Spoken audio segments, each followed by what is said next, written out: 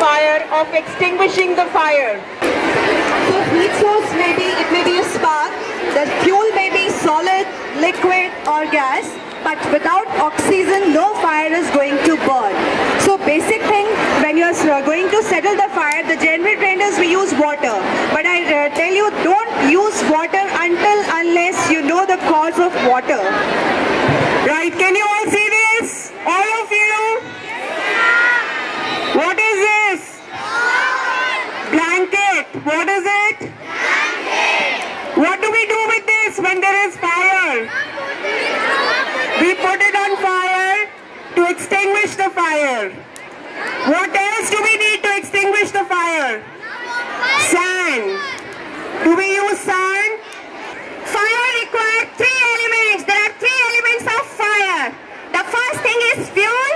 We need a fuel to feed the fire. What is it? What are the various fuels to ignite the fire? Fuel can be anything. It can be a solid, it can be a liquid, it can be a gas. Paper, wood, everything is a fuel. Plus understand what type of method we are going to extinguish particular type of fire. If it is class A,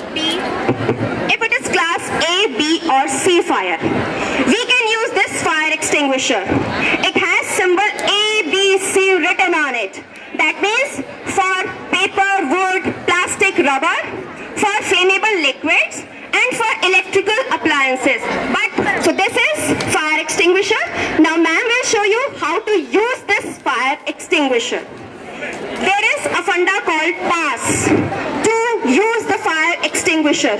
P, pull the pin. Children, P, pull the pin.